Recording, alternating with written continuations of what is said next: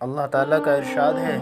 بے شک ہم نے نوح علیہ السلام کو ان کی قوم کے پاس یہ حکم دے کر بھیجا تھا کہ اپنی قوم کو ڈرائیے اس سے پہلے کہ ان پر دردناک عذاب آئے۔ چنانچہ انہوں نے اپنی قوم سے فرمایا کہ اے میری قوم، میں تمہیں صاف طور پر نصیحت کرتا ہوں کہ اللہ تعالیٰ کی عبادت کرو اور ان سے ڈرتے رہو اور میرا کہنا مانو۔ ایسا کرنے پر اللہ تعالیٰ تمہارے گناہ بخش دیں گے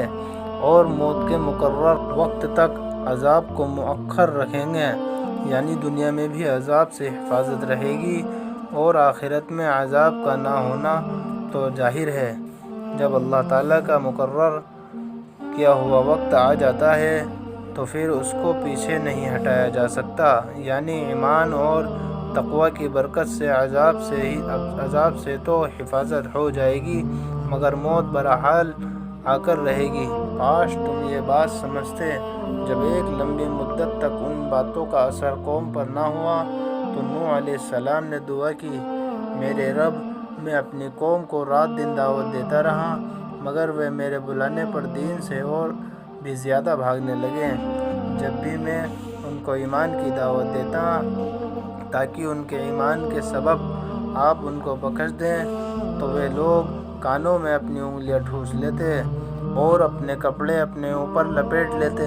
تاکہ وہ مجھ کو نہ دیکھیں اور میں ان کو نہ دیکھوں، اور شرارت پر اڑ گئے اور بے حد تکبر کیا۔ پھر بھی میں ان کو مختلف طریقوں سے نصیحت کرتا رہا، چنانچہ میں نے انہیں برملا بھی بلایا، پھر میں نے انہیں اعلانیہ سمجھایا اور پوشیدہ طور پر سمجھایا، یعنی جو طریقہ بھی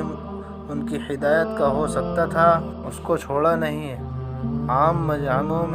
میں نے ان کو دعوت دی، پھر خاص طور پر ان کے گھروں میں جا کر بھی اعلانیہ کھول کھول کر بیان کیا اور خاموشی کے ساتھ چپکے چپکے ان کو نفع نقصان سے آگاہ کیا، اور اسی سمجھانے کے سلسلے میں نے ان سے کہا کہ تم اپنے رب کے سامنے استغفار کرو، بے شک وہ بڑے بخشنے والے ہیں۔ اس استغفار پر اللہ تعالیٰ کثرت سے تم پر بارشیں برسائیں گے اور تمہارے مال اور اولاد میں برکت دیں گے اور تمہارے لیے بہت سے باغ لگا دیں گے اور تمہارے لیے نہریں جاری کر دیں گے۔ تمہیں کیا ہو گیا کہ تم اللہ تعالیٰ کی عظمت و جلال کا خیال نہیں رکھتے، حالانکہ انہوں نے تمہیں کئی مرحلوں میں بنایا ہے۔ کیا تم کو معلوم نہیں کہ اللہ تعالیٰ نے کس طرح اوپر تلے 7 آسمان بنائے ہیں اور ان آسمانوں میں چاند کو چمکتا ہوا بنایا ہے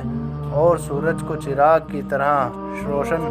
بنا دیا، اور اللہ تعالیٰ ہی نے تمہیں زمین سے پیدا کیا، پھر تمہیں مرنے کے بعد زمین میں ہی لوٹا دیں گے اور قیامت میں اس زمین سے تم کو باہر لے آئیں گے، اور اللہ تعالیٰ ہی نے